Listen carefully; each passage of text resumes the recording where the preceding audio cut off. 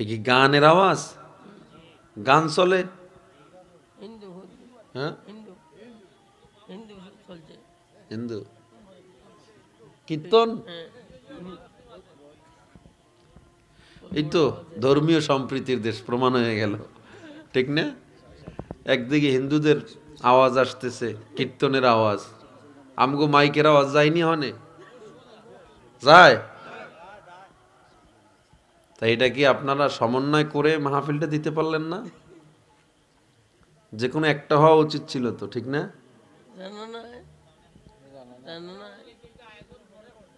এটা হিন্দুদের এটা পরে আয়োজন করছে। স্বাধীনতা চাইতে চাইতে আমরা এমন হয়ে গেছি এখন কেউ কিছু বলে না। হ্যাঁ, কিছু কইতে গেলি যে বৈষম্য হয়ে যাইব, ঠিক নেই? এই হলো এখন ভয় যে বৈষম্য হয়ে গেল কিনা। এটা সম্পূর্ণ অনুচিত। হিন্দুদেরকে আমরা সবসময় কিন্তু সাপোর্ট দেই। আজও পর্যন্ত এই বাংলাদেশে দেখছেন কোনো সাম্প্রদায়িক দাঙ্গা লাগছে? হিন্দু মুসলমান কোপাকুপি বাচ্ছে? এই ভারতের মিডিয়াগুলো ইয়েলো মিডিয়া, এরা হলো হলুদ মিডিয়া, বুঝছেন?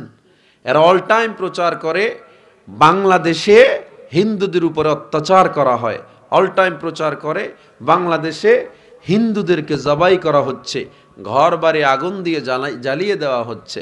অথচ ওই ভারতের দাদা বাবুরা একটু দেখে যান, আমাদের মাহফিলেও তাদের ওই কীর্তনের আওয়াজ আসতেছে, দেখে যান আপনারা।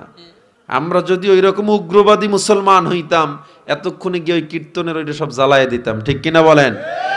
তোমরা আমাদের বাবরি মসজিদ ভেঙে মন্দির তৈরি করেছো, আমরা কিন্তু তোমাদের মন্দিরের আওয়াজ মাহফিলে আসতেছে, কোরআনের মাহফিলে আসতেছে, তবু আমরা কিচ্ছু বলতেছি না।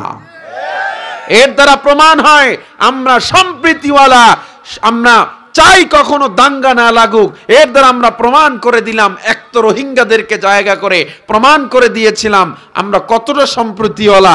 আজকেও আমরা জানিয়ে দিতে চাই, ভারত তোমাদেরকে আমাদের নিয়ে টেনশন করা লাগবে না। আমার দেশের হিন্দুরা আমাদের কাছে নিরাপদ, আমার দেশের বৌদ্ধরা আমাদের কাছে নিরাপদ। তোমরা তোমাদের চরকায় তৈল দাও, আমাদের নিয়ে টেনশন করার তোমাদের কোনো দরকার। এরা টেনশনে শেষ আমগুলো, আমার দেশ আমগো নাকি পেঁয়াজ দিব না। কি দিবে না? মানে ওই যে বাচ্চারা খেলাধুলা করে না, তুই যদি আমার চকলেট না দাস তোরে কিন্তু খেলতে নিব না, এমন মনে হয় যেন একটা, এই যে আমগো বরিশালে ভাষায় কয় ভান্ডবাটি, বুঝছেন? মনে হয় একটা কি একটা মজার খেলা চলতেছে, পেঁয়াজ দিব না। পেঁয়াজ দিয়ে আমরা কি করবো? ওই পেঁয়াজ দিয়ে কি করবো আমরা? আমগো দেশে পেঁয়াজ নাই, মরিচ নাই, হলুদ নাই। তো বরঞ্চ দেখা যায় আমাদের দেশের ইলিশ মাছ খাইয়া তোমগো গায়ে তেল হয়ে গেছে, এর লিগে এত বেশি কথা কও, ঠিক কিনা বলেন? আমরা আমগো দেশের বর্তমান সরকারের কাছে অনুরোধ করে রাখবো, আমগো ইলিশ মাছ আগে আমরা খাবো, এরপর যেন ওরা খায়। কাটা কোটা পারলে পাঠাই দেন, কিন্তু আমগো ইলিশ মাছ পাঠাইয়েন না, ঠিক কিনা বলেন? দেশে ইলিশ মাছ খাই 2000 টাকা কেজিতে, আর এদিকে পাঠাইয়ে দেয়। যাই হোক, আমার দেশ শান্তি সম্প্রীতির দেশ। গির্জায় খ্রিস্টানরা ইবাদত করে, আমরা বাধা দেই নাই, দিছি? হিন্দুরা তাদের মন্দিরে ইবাদত করে, মুসলমান বাধা দেয় নাই। এর দ্বারা প্রমাণ হয়ে যায় আমরা কখনো বিধর্মীদেরকে আঘাত, ইসলামও সমর্থন করে না বিদায় আমরাও কখনো সেটা করি নাই। আর যারা এ পর্যন্ত আমাদেরকে অপবাদ দিয়েছে, বাংলায় আমরা হিন্দুদেরকে আঘাত করতেছি, ঘর বাড়ি জ্বালায় দিতেছি, তোমরা একবার চিন্তা করে দেখো, বাবরি মসজিদ তোমরা ভেঙে মন্দির করেছো, গুজরাটে আমার মুসলমান ভাইদের হত্যা করেছো, আসামে আমার মুসলমান ভাইদেরকে মারতেছো, ইউপিতে আমার মুসলমান ভাইদের উপর আক্রমণ করেছো, এর 1000 কোটি ভাগের 1 ভাগও বাংলাদেশে কেউ করে নাই। আল্লাহ সবাইকে সহি বুঝ দান করেন। আমি অনেক আগ থেকে আওয়াজটা পাইতেছি, আমি চিন্তা করলাম কি হইতে পারে এটা। গানের আয়োজন হইলে যাই ভাঙতাম, এখনই সবাই মিলে যাইতাম মিছিল দিতে দিতে, বুঝেন না? কিন্তু এটা তো হিন্দুদের আয়োজন, ঠিক না? ওনাদেরকে কেউ গিয়া কালকে বলবেন আপনাদের পক্ষ থেকে যে মাহফিলের মধ্যে এটা আপনারা করবেন না, সামনের থেকে হিসাব করে করবেন, কারণ যেন আমাদেরটা ওদেরটা যেন আলাদা আলাদা সময় হয়, ঠিক কিনা জোরে বলেন? আল্লাহ সবাইকে কবুল করে নেন, বুঝার তৌফিক দেন।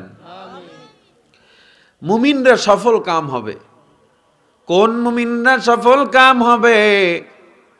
কদ আফলাহাল মুমিনুন, মুমিনরা সফল কাম হবে, সফল হয়ে যাবে।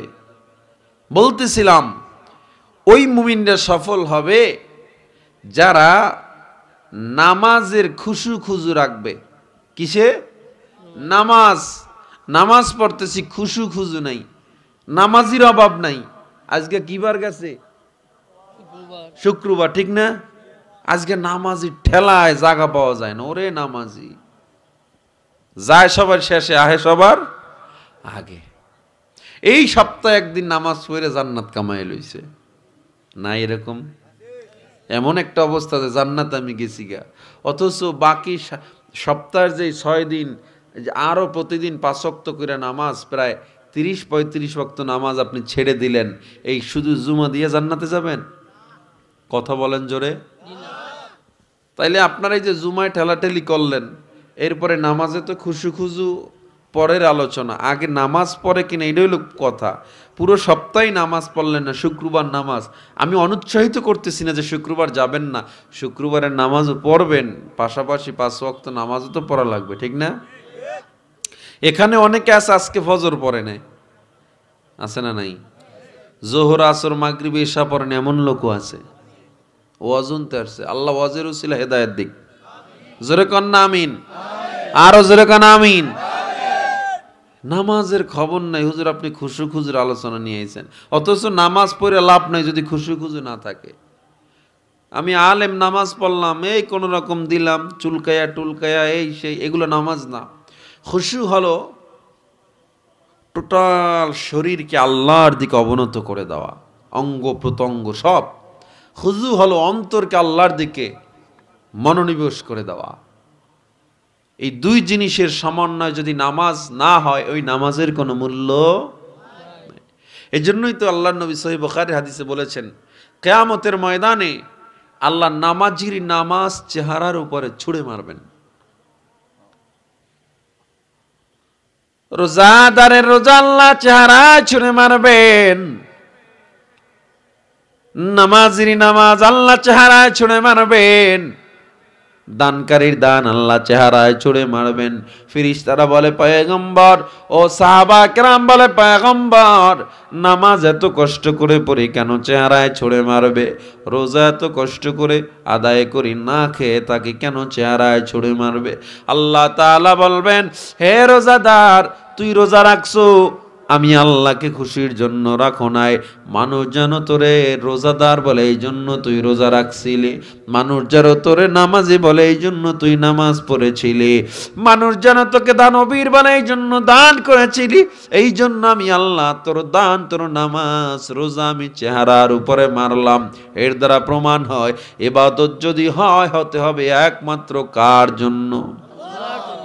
এজন্য আল্লাহ তাআলা জানায় দেয়, কুল ইন্না সালাতি ওয়া নুসুকি ওয়া মাহইয়ায়া ওয়া মামাতি লিল্লাহ।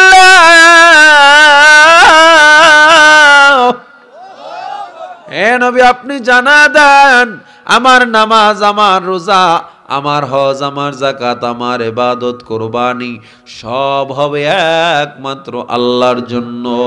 এই জীবনে কিছুই চাওয়ার নেই তো আর, আমার জীবন আমার মরণ সবই তোমার, আমার জীবন আমার মরণ সবই তোমার। সব হবে কার জন্য?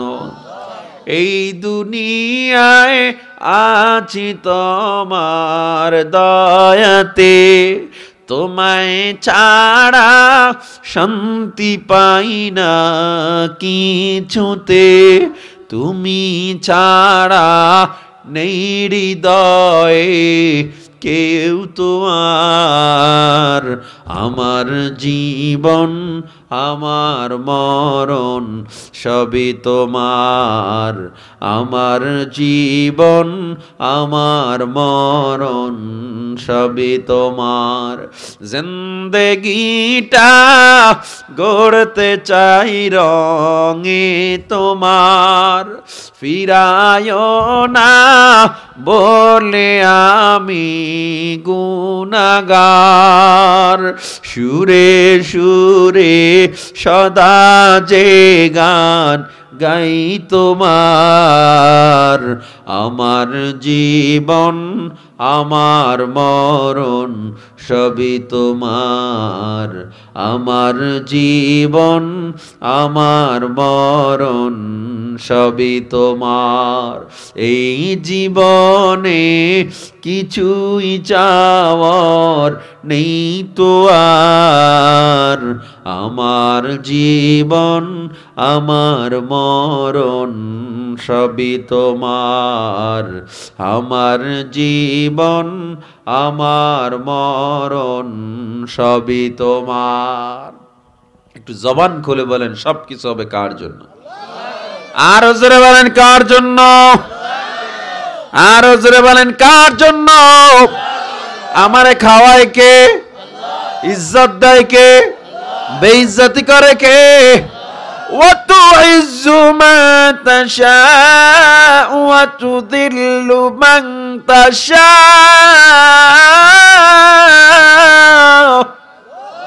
ইজ্জত দেয় কে? বাদশাকে ফকির বানায় কে?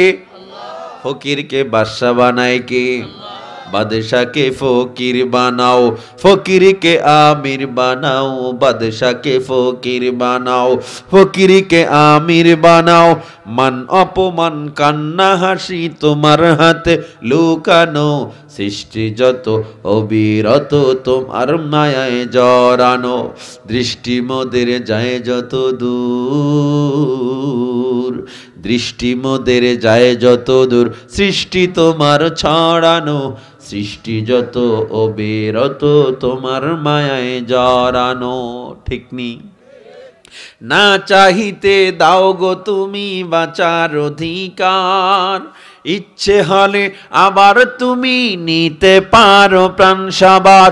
না চাহিতে দাও গো তুমি বাঁচার অধিকার, ইচ্ছে হলে আবার তুমি নিতে পারো প্রাণ সবার। তোমার হাতে সব জীবন, তোমার হাতে সব মরণ, তোমার হাতে সব জীবন, তোমার হাতে যে মরণ। ইচ্ছে যদি করো তুমি যায় না যে তা ফেরানো, সৃষ্টি যত অবিরত তোমার মায়ায় জড়ানো। দৃষ্টি মোদের যায় যত দূর, সৃষ্টি তোমার ছড়ানো, সৃষ্টি যত অবিরত তোমার মায়ায় জড়ানো। দৃষ্টি মোদের যায় যত দূর। সবকিছুর ক্ষমতা কার? এজন্য আল্লাহ তাআলা বলেন নামাজ হবে আল্লাহর জন্য,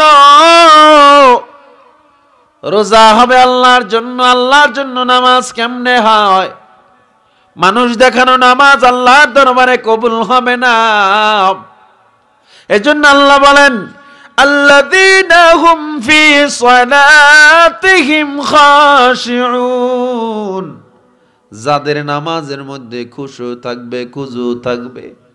এ মুসলমান, নামাজের দ্বারায় দোকানের হিসাব করে, নামাজের দ্বারায় বউয়ের কথা চিন্তা করে, নামাজের দ্বারায় বিল্ডিং এর কাজ চলে, কত হাজার ইট লাগবে, রডের কি অবস্থা, মিস্ত্রির কি অবস্থা, ধান কত মন উঠলো, ধান কত মন আবার ভাঙ্গালাম, আমার মাঠের কি অবস্থায় চিন্তা যদি করো, ওই নামাজ দ্বারা আল্লাহর দরবারে তেমন কোনো ফায়দা হবে না। এই জন্য আল্লাহ কয় নামাজের মধ্যে পরিপূর্ণ আমার দিকে ঝুঁকে আসতে হবে। আমার সামনে আমার আল্লাহ, আমার পায়ের নিচে পুলসিরাত আছে, চিন্তাটা করে নিবা। আমার ডান পাশে আছে জান্নাত, আমার বাম পাশে আছে জাহান্নাম, আমার পিছনে আছে আজরাইল, আমার সামনে আছে আল্লাহর নূর, নূর। এই চিন্তা করে নামাজে দাঁড়াইয়া দুনিয়ার সব মনোনিবেশ বাদ দিয়া আল্লাহর দিকে তাকায়া যদি 2 রাকাত নামাজ পড়ার মতো পড়তে পারো, এই 2 রাকাত নামাজ যদি কবুল হইয়াই যায়, আল্লাহ সব নামাজ কবুল না হলেও 2 রাকাতের বিনিময়ে জান্নাত দিয়া দিবে।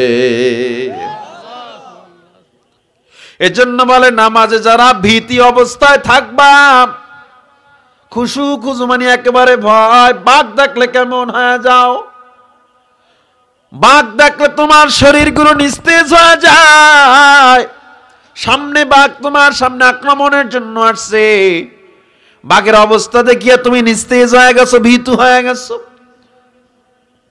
আল্লাহর সামনে এমন অবস্থায় দাঁড়াইবা, দম্ভের সাথে দাঁড়ানো যাবে না, অহংকারের সাথে দাঁড়ানো যাবে না। আল্লাহর সামনে দাঁড়াইবা কেমনে? বলে খুশু খুজু নিয়ে দাঁড়াবা, ভীতু অবস্থায় দাঁড়াবা, সিজদা অবনত, ভীতু অবনত, ভীতি অবনত অবস্থায়, একদম যেন আল্লাহর দিকে আমি ঝুঁকে গেছি, আর কিছু নাই। পারা যাবে তো ইনশাআল্লাহ। মুমিন হওয়ার জন্য আল্লাহ তাআলা সূরা মুমিনুনে প্রথম গুণ বলেছেন, যারা নামাজকে হেফাজত করবে, যারা নামাজে খুশু খুজু অবস্থায় নামাজ পড়বে। তাইলে আমরা খুশু খুজু অবস্থায় নামাজ পাইলাম।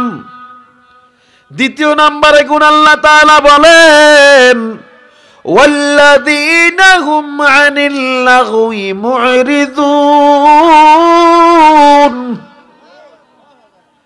যারা অনর্থক কথাবার্তা থেকে হেফাজত থাকবে। আছে না নাই? ফাও কথা কয় বয়া বয়া, চার দোকানে বয়া কত ধরনের কিচ্ছা, কোনো দরকার নাই, ফাও কথা বলতেছে, শুধু শুধু গীবত করতেছে। আমাদের সমাজের মধ্যে অনর্থক কথাবার্তা সবচেয়ে বেশি হয়, আর এর মধ্যে সবচেয়ে বেশি মজা হয় গীবত কইরা, ঠিক কিনা? অন্যের দোষ একজনে শুরু করছে, পাশাপাশি আরো কয়েকজনে তার সাথে শুরু করে দিছে, দোষ চর্চা শুরু করে দিছে।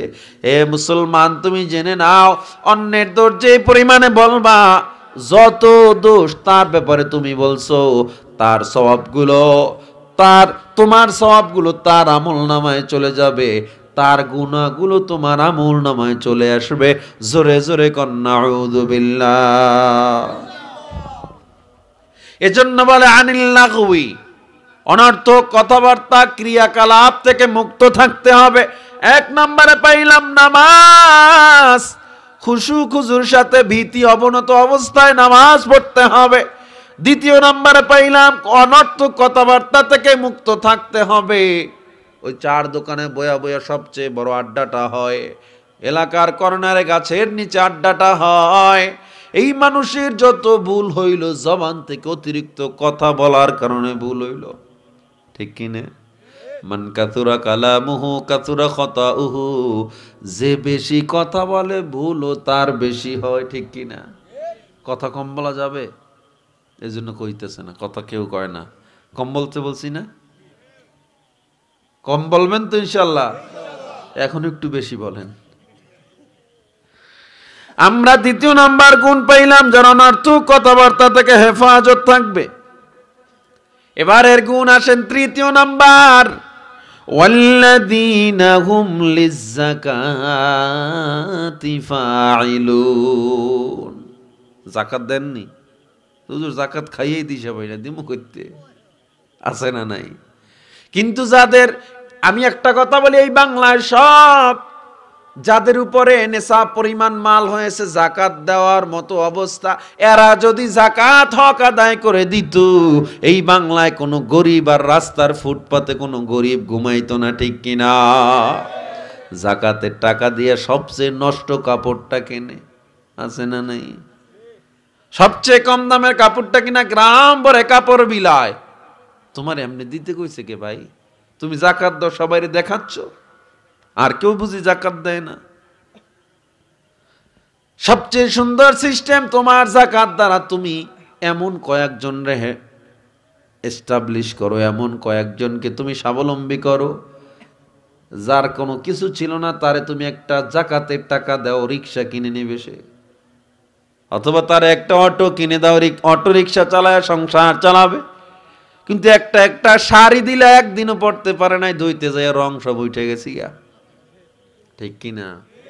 এ হলো যাকাতের অবস্থা। এজন্য কিয়ামতের আলামতে মুসলিম শরীফের হাদিস আল্লাহর নবী জানা দেয়,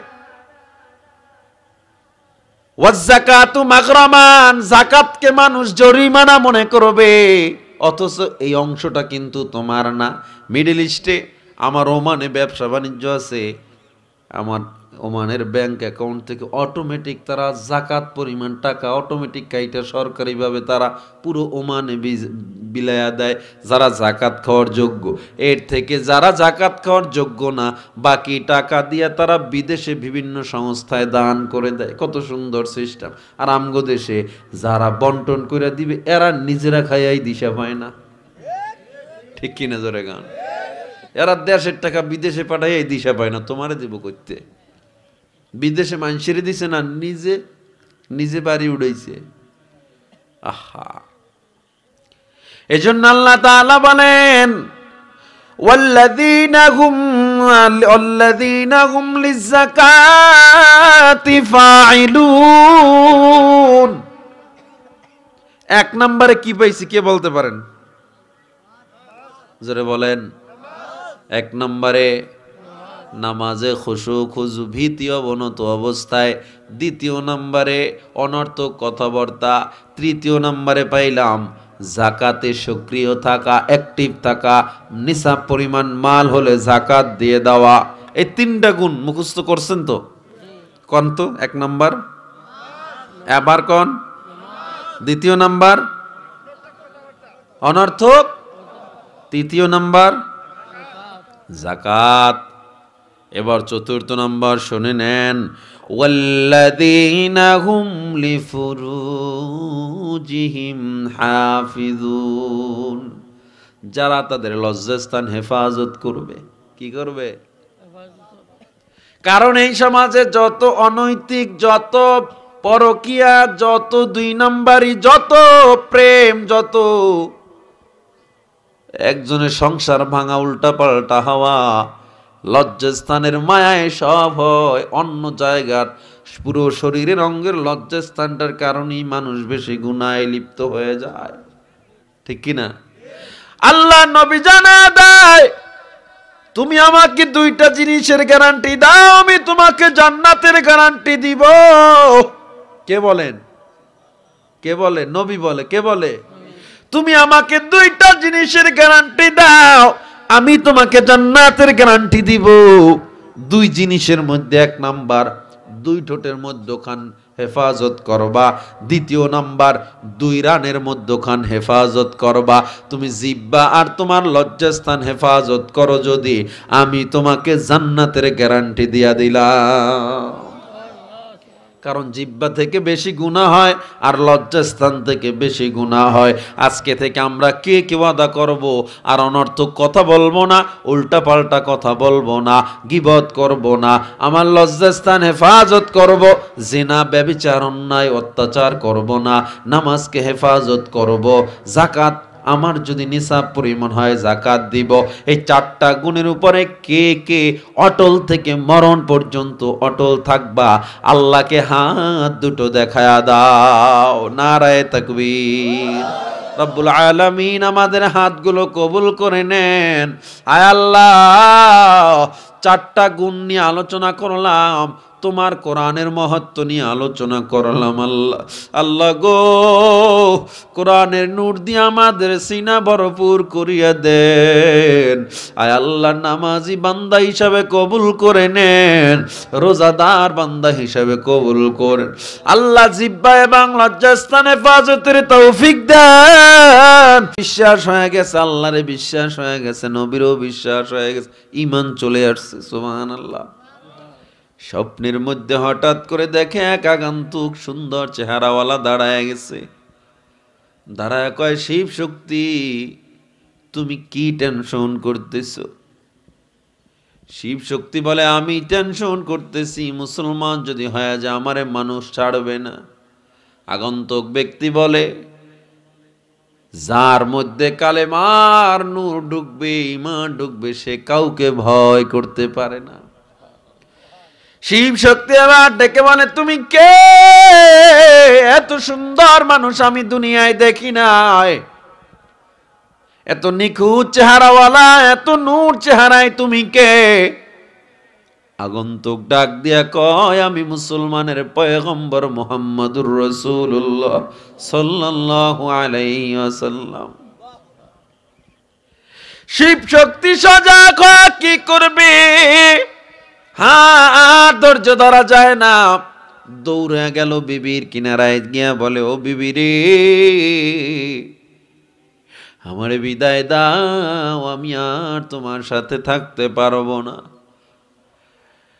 বিবি এবার ডাক দিয়া কয়, স্বামী আমার, এত রাত্রে আপনি কেন সজাগ? শিব শক্তি ডেকে বলে, আপনি কেন সজাগ? ও বিবি আমার, তুমি কেন সজাগ? শিব শক্তি সজাগ, বিবিও সজাগ, রাত্র গভীর। শিব শক্তি তার কুতুবখানা থেকে যেখানে বসে রিসার্চ করত, ঘরে গিয়ে দেখে বিবি বারান্দায় দাঁড়ানো। শিব শক্তি যখন বলে, আমি কোরআনের প্রেমে পড়ে গেছি, কোরআনের কোনো ভুল আমি পাই নাই, বরঞ্চ আমি দেখি সব আমার ভুল, আমার ভুল, আমার ভুল। আমি চিন্তা করেছি আমি মুসলমান হয়ে যাব। ও বিবিরি, তুমি আমারে বিদায় দাও। বিবি কয়, স্বামী আমার, আমি সম্ভ্রান্ত ফ্যামিলির মেয়ে, বড় ধনীর মেয়ে, টাকাওয়ালা ক্ষমতাওয়ালার মেয়ে। যদিও আমি ক্ষমতাওয়ালার মেয়ে, যদিও আমি টাকাওয়ালার মেয়ে, তুমি আমারে বিদায় নিয়ে যাও।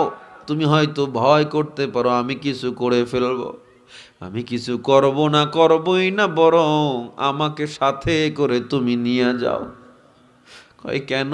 কয় তুমি তো আজকে মুসলমান হয়েছো, আমি গোপনে গোপনে কোরআন রিসার্চ করে 2 মাস আগেই মুসলমান হয়ে গেছি। জোরে কোন আল্লাহু আকবার। হে মুসলমান, এরকম অহরহ ঘটনা ওই শিব শক্তি মহারাজ বাংলাদেশে এসেছিল। ওই ভারতের লাল, ভারতের বেঈমানগুলো তারে থাকতে দেয় নাই। এই বাংলাদেশে অনেক মানুষ এখনো ইন্ডিয়া প্রেমী মানুষ দেখা যায়। জেনে রাখেন, স্বাধীনতার সময় ভারত আমাদের বন্ধু ছিল না, অস্ত্র দিয়েছে তাদের স্বার্থের কারণে। ঠিক কিনা জোরে বলেন? ভারতের কোনো পণ্য কেনা যাবে না। এই ভারতে আমার ওই বাবরি মসজিদ ভেঙে তারা মন্দির তৈরি করেছে। মুসলমান বাংলাদেশ আজ পর্যন্ত কোনো মন্দির ভেঙে আমরা মসজিদ বানাইছি নাকি? কোনো হিন্দুরে জবাই করছি নাকি? অথচ গুজরাটে আমার মুসলমান ভাইদের জবাই করা হয়, আসামে আমার মুসলমান ভাইদের জবাই করা হয়। এই ভারতকে আমরা বয়কট করব, শুধুমাত্র মুখে মুখে না, কাজেও করতে হবে। ওদের পণ্য কিনবো না, ভারতের প্রেম আর অন্তরে কোনোদিন লালন করব না। বলেন ইনশাআল্লাহ। তাহলে এই কোরআন শেখার দরকার আছে না নাই? আরো আসতে কোন কষ্ট হয় আপনাদের? সিলেটের মানুষ ইমান দুর্বল, শাহজালালের দেশ, ইমান দুর্বল থাকলে চলবে? পাওয়ারফুল ইমান থাকতে হবে, তাকবীর থাকতে হবে, কঠিন তাকবীর, যেই তাকবীরে বাতিলরা পালাতে বাধ্য হবে। ঠিক কিনা?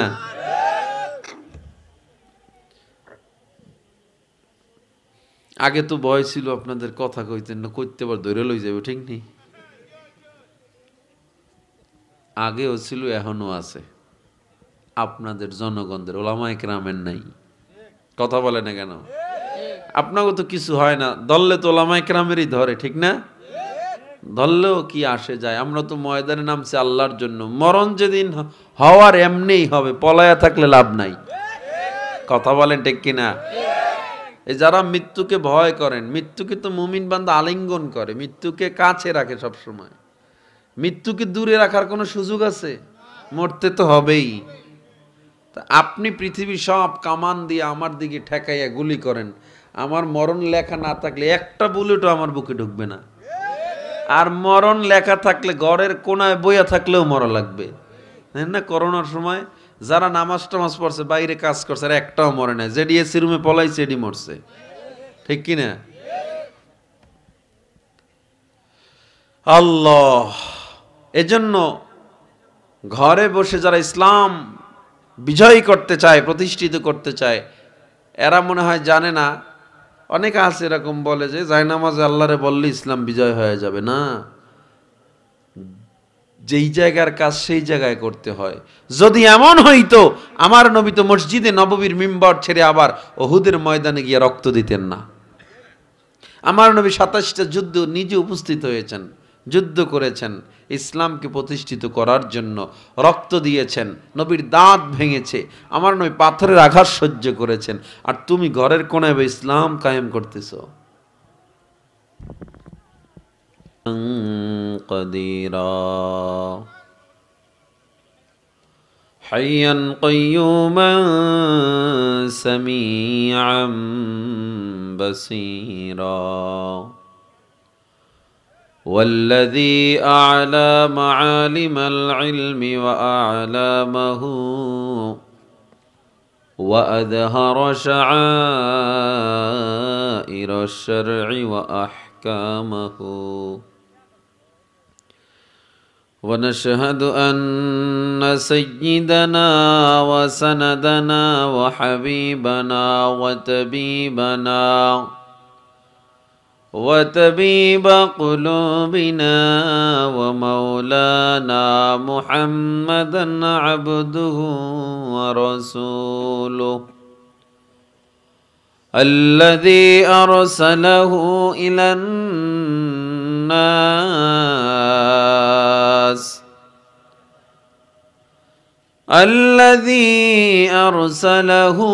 إلى الناس كافة بشيرا ونذيرا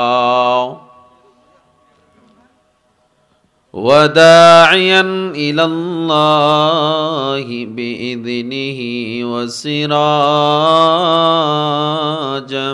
منيرا أما بعد فأعوذ بالله من الشيطان الرجيم بسم الله الرحمن الرحيم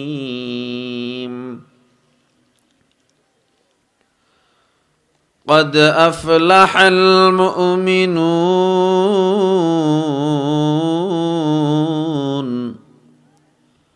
الذين هم في صلاتهم خاشعون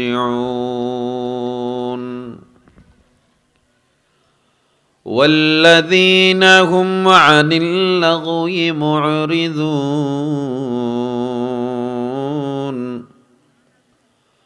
والذين هم للزكاة فاعلون والذين هم لفروجهم حافظون إلا على أزواجهم أو ما ملكت أيمانهم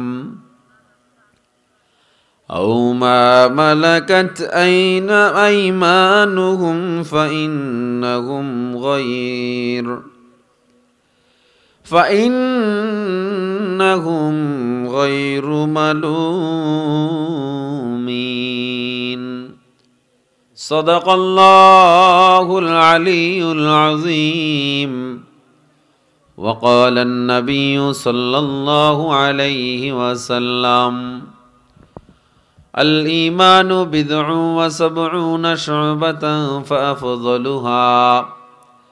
فأفضلها قول لا إله إلا الله وأدناها إماطة الأذى عن الطريق والحياء شعبة من الإيمان সবাই দুরূদ শরীফ পড়ি, নামাজে যাই দুরূদ পড়ি।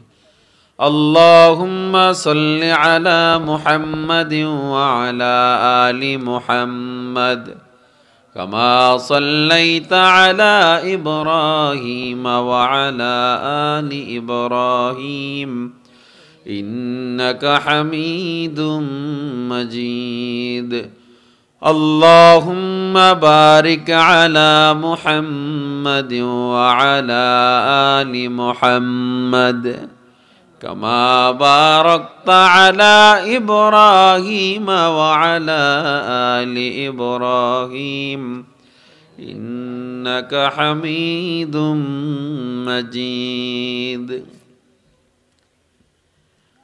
जिंदगी है अज़बराए बंदगी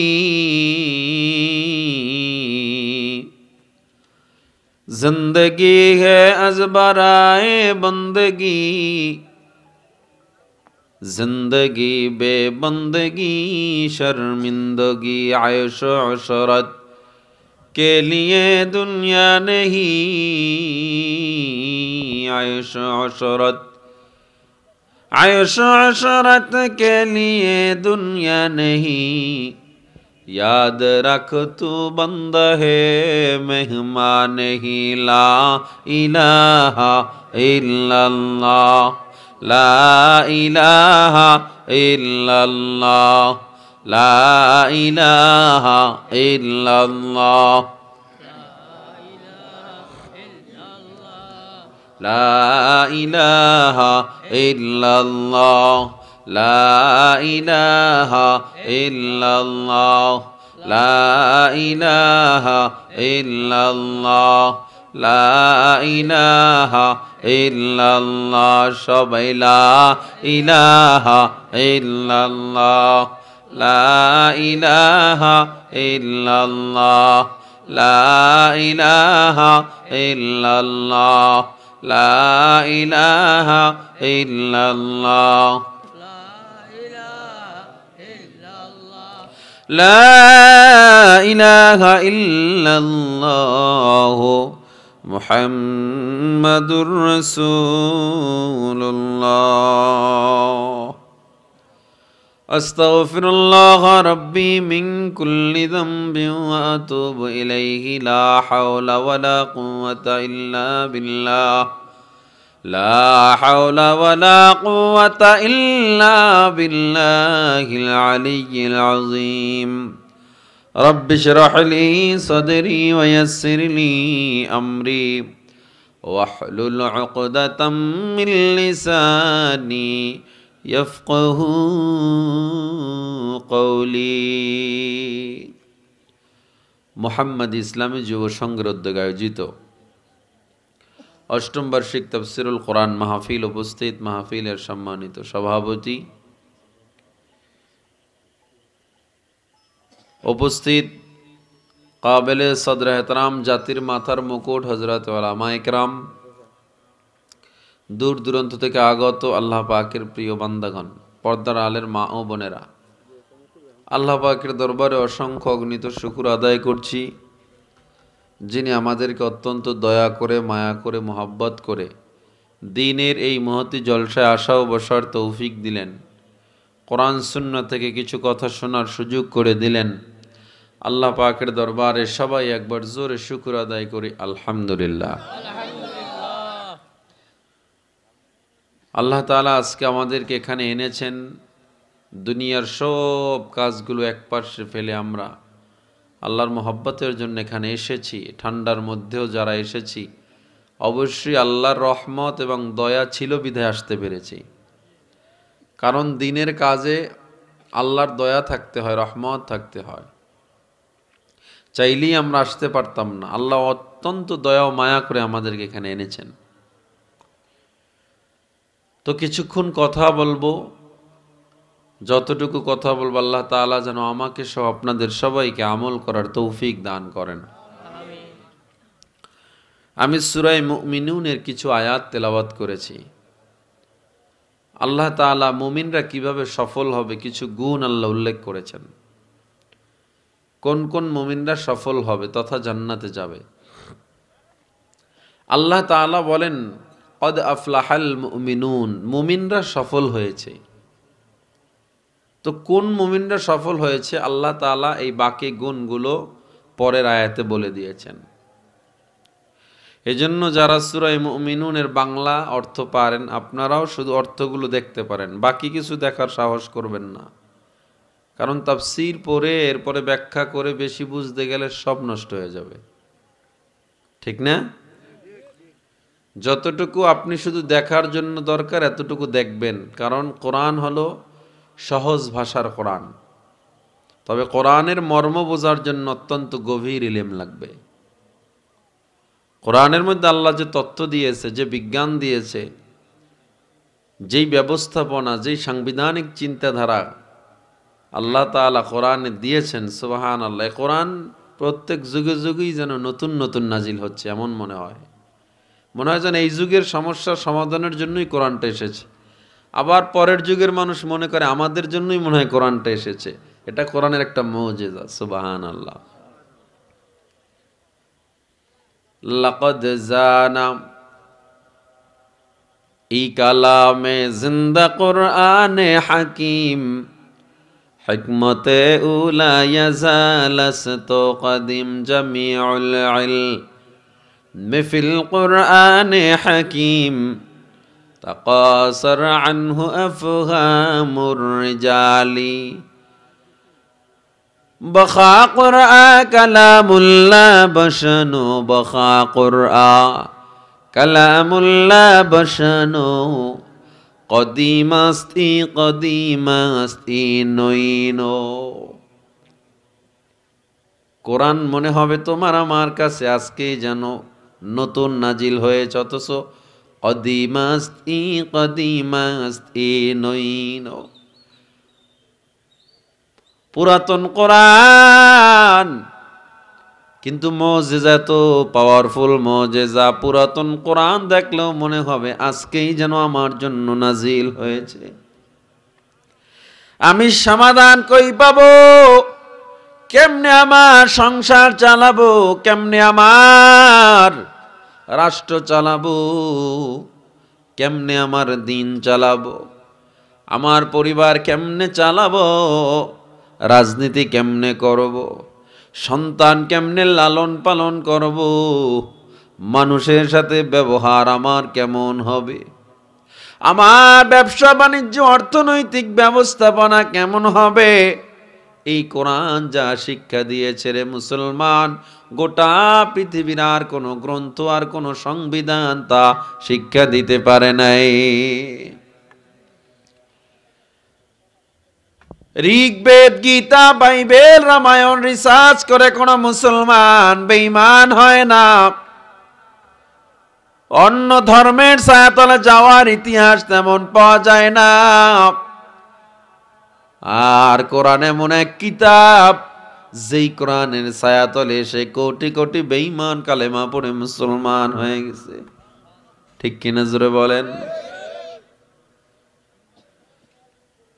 1400-1450 বছর হয়ে গেল, আজ পর্যন্ত কোরআনের একটা হরকতের ভুল কেউ বের করতে পারে নাই। বরঞ্চ যারা বের করতে গেছে, কোরআনের আয়নায় তার ভুলগুলো ধরা পড়ে কালেমা পড়ে মুসলমান হয়ে গেছে, ঠিক নেই? আহার এই কোরআন এত সুন্দর, ছন্দে ছন্দে কোরআন এত সুন্দর। কুল আউযু বিরাব্বিন নাস, মালিকিন নাস, ইলাহিন নাস, মিন শাররিল ওয়াসওয়াসিল খান্নাস। মিল আছে না নাই? কুল হুয়াল্লাহু আহাদ, আল্লাহুস সামাদ, লাম ইয়ালিদ ওয়া লাম ইউলাদ ওয়া লাম ইয়াকুল লাহু কুফুয়ান আহাদ। মিল আছে না নাই? জোরে বলেন। ইযা ওয়াকাআতিল ওয়াকিআহ লাইসা লিওয়াকাআতিহা কাযিবাহ খাফিদাতুর রাফিআহ। মিল আছে না নাই? সুবহানাল্লাহ।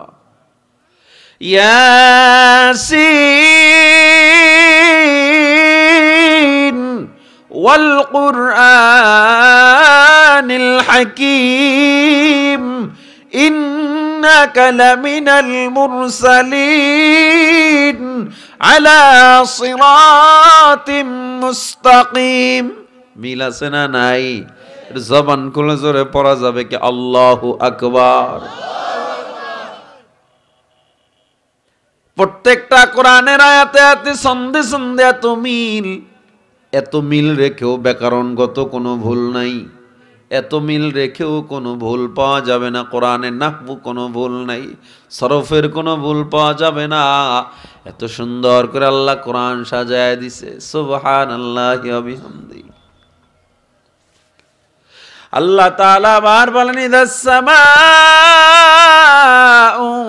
ফাতারাত ওয়া ইযাল কাওয়াকিবু তাতারাত ওয়া ইযাল বিহারু ফুজ্জিরাত ওয়া ইযাল কুবুরু বু'থিরাত আলিমাত নাফসুম মা কদ্দামাত ওয়া আখখারাত। মিল আছে না নাই? এই কালামে জিন্দা কোরআনে হাকিম হিকমতে উলা ইয়াজালাসত কদিম। হে মুসলমান, কোরআন তোমার জীবনকে পরিবর্তন করে দিবে। রাষ্ট্রীয়ভাবে কোরআনকে তুমি নাও, তোমার রাষ্ট্রীয় রাজনৈতিক জীবনও সুন্দর হয়ে যাবে। যারা রাজনীতি করেন কোরআনকে আপন বানায় নেন, তাইলে আর পলায়া যাওয়া লাগবে না, দেশেই থাকবেন, সমস্যা হবে না। কথা কয় না? কোরআন অনুযায়ী দেশ চালান, কোরআন অনুযায়ী সমাজ চালান, দেখবেন মানুষ আপনারে মাথায় উঠায়া রাখবে। আর যদি চিন্তা করেন আব্রাহাম লিঙ্কনের চিন্তাধারা অনুযায়ী দেশ চালাবো, মাও সেতুং লেনিনের মতো দেশ চালাবো, কালমার্সের চিন্তাধারায় দেশ চালাবো, কমিউনিজম সোশ্যালিজমের চিন্তাধারায় দেশ চালাবো, এই চিন্তা যতদিন করবেন ততদিন ধ্বংস হতে থাকবেন, সফল হবেন না। ও আমার যুবক, ও আমার মুরব্বী বাবারা, এই কোরআন যারা পড়ে আল্লাহ তাদের ভিতরেও আলাদা একটা মর্যাদা সম্মান দিয়ে রাখছেন, ঠিক কিনা জোরে বলেন? দুনিয়ার মানুষ কোরআনওয়ালাদেরকে অসম্মানিত যদিও করতে চায়, হাজার হাজার কোটি কোটি বিলিয়ন ডলার ব্যয় করে তুমি কোরআনওয়ালাদের বিরুদ্ধে প্রপাগান্ডা ছড়াও, জেলে নাও, জুলুম করো, যাই করো, শেষ ফলাফল তুমি পালায়া যাবা, কোরআনওয়ালারাই সম্মানের সাথে দাঁড়িয়ে থাকবে, ঠিক কিনা জোরে বলে? একটা কোরআনের এই রেহালটার কোনো দাম ছিল না, এই প্লাস্টিকের রেহালটার কোনো দাম ছিল না, এটা প্লাস্টিক দিয়ে বানাইছে। এইটা রেহাল হওয়ার পর কোরআন যখন রাখা শুরু হয়েছে, রেহালটারও দাম বেড়ে গেছে। এখন কোরআন কেউ চুমু খায়, এই রেহালটা কেউ চুমু খায়, এটার উপরে আবার জুজদান দেওয়া হয়, কোরআনে একটা কাপড় দিয়ে মোড়ানো হয়। এই কাপড়টার কোনো দাম ছিল না, কোরআনের সাথে লাগলো, কাপড়টার দাম বেড়ে গেল। একটা প্লাস্টিকের রেহালের যদি এত দাম হতে পারে, কোরআনের সাথে থাকার কারণে কাপড়ের যদি এত দাম হতে পারে, যেই বান্দার সিনে আল্লাহর কোরআন, ওই বান্দার দাম কি নাই? জোরে বলেন আছে না নাই? দুনিয়ার সব মানুষ মিলে যত ষড়যন্ত্র করো না কেন, এই কোরআনওয়ালাদের দাম আল্লাহর দরবারে পৃথিবীর কোনো শক্তি কমাতে পারবে না। মাদ্রাসায় পড়নি, তোমরা ছোট চোখে দেখো কেন মাদ্রাসায় কোরআন পড়ানো হয়। এই মাদ্রাসা থেকে কি শিখবা? মাদ্রাসায় গেলে কি শিখবা? মাদ্রাসায় গেলে আরবি শিখবা, আর কিছু বুঝবে না। অথচ এই কোরআনে বিজ্ঞান আছে, কোরআনে কসমোলজি আছে, অ্যাস্ট্রোলজি আছে, বায়োলজি আছে, জিওলজি, ফিজিক্সের জ্ঞান, পদার্থ বিজ্ঞান, মহাকাশ বিজ্ঞান, এমন কোনো জ্ঞান নাই, এমন কোনো বিজ্ঞান নাই যা কোরআনে আল্লাহ দেয় নাই। সুতরাং বোঝা গেল বিজ্ঞান যা মাত্র 150 বছর আগে আবিষ্কার করে, আমার আল্লাহ কোরআনে তা 1500 বছর আগে বলে দিছেন। বিজ্ঞান মাত্র 200 বছর আগে আবিষ্কার করেছে রাত্রে যে চাঁদ আমাদেরকে আলো দেয়, এই চাঁদের মধ্যে আলো নাই পাইল কই? দিনে সূর্যের থেকে ধার নিয়া পৃথিবীকে চাঁদ রাত্রে আলো দেয়। এই বিজ্ঞান মাত্র 200 বছর আগে আবিষ্কার করেছে। আর আল্লাহ তাআলা পবিত্র কোরআনে সূরা ফুরকানের 61 নম্বর আয়াতে আরো 1500 বছর আগে বলে দিছে। সুবহানাল্লাহ আসে না? تبارك الذي جعل في السماء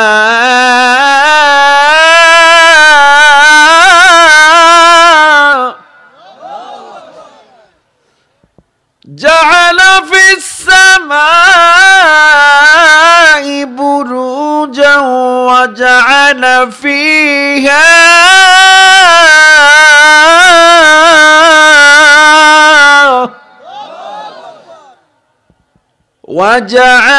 فيها سراجا وقمرا منيرا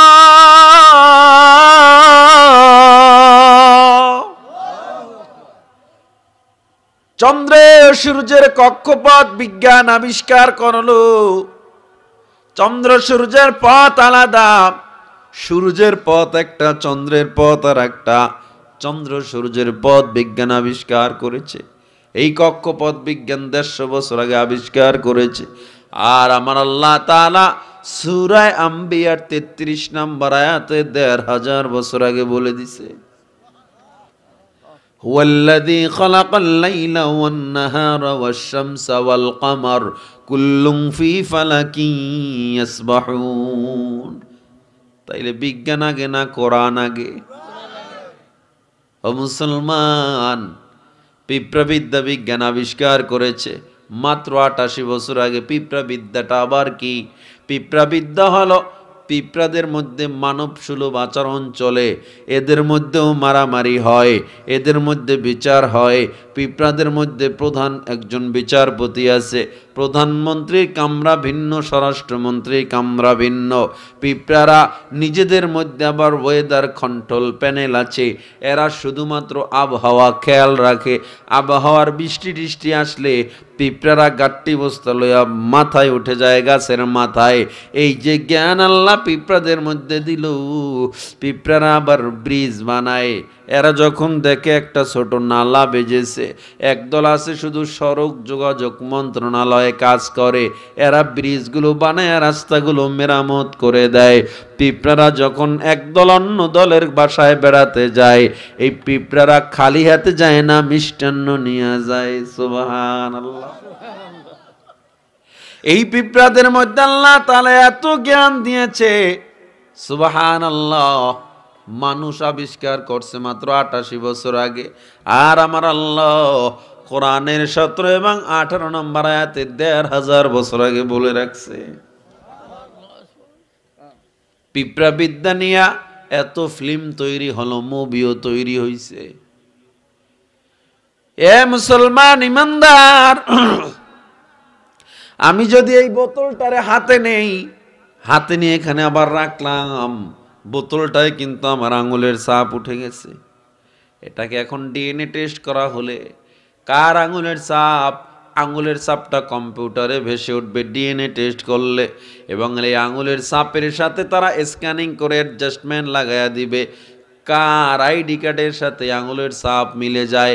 কারণ আমরা আইডি কার্ড করার সময় আঙুলের ছাপ দিয়েছিলাম কিনা, ওই আঙুলের ছাপ যখন এখানে ভেসে উঠবে, অটোমেটিক তোমার আইডি কার্ডটাও ভেসে উঠবে। যার আঙুলের ছাপ, অন্য কারো আইডি কার্ড কেন ওঠে না, আমারটাই কেন উঠবে এখানে? কারণ আমার আঙুলের ছাপের সাথে পৃথিবীর আর কারো ছাপের মিল নাই। সুবহানাল্লাহ। ইউনাইটেড নেশন বা জাতিসংঘের গণনা অনুযায়ী এই পৃথিবীতে প্রায় 750 কোটি মানুষ, 750 কোটি মানুষ, একজনের আঙুলের ছাপের সাথে আর একজনের আঙুলের ছাপের কোনো মিল নাই। তাহলে বোঝা যায় এটুক জায়গায় 750 কোটি ব্যবধান আল্লাহ কই তৈরি করেছে। সুবহানাল্লাহ। এটুক জায়গায় 750 কোটি। আপনার যদি একটা কাগজ দেই যে এইটাই তুমি 1000 ব্যবধান করো, এই কাগজটার মধ্যে কলম দিয়ে আঁকায় 1000 করতে করতেই তো আপনার মাথা উলাই যাবে। 1000 ব্যবধান, একটা কাগজের ভিতরে কলম দিয়ে আঁকাচ্ছেন, ঠিক না? আঁকাবেন এরকম একটা, এরকম একটা, এরকম একটা, সব ব্যবধান 1000। একলা কি করলেন?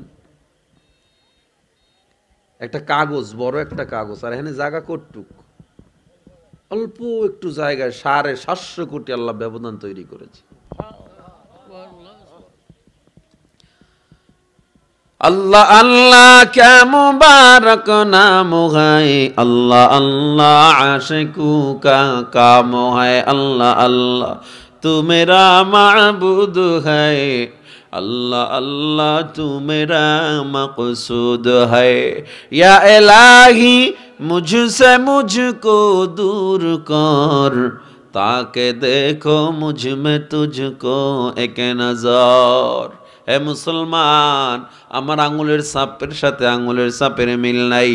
এই ডিএনএ টেস্টের বিজ্ঞান মাত্র 89 বছর আগে আবিষ্কার করেছে, আর আমার আল্লাহ সূরা কিয়ামায় 1500 বছর আগে বলে দিছে।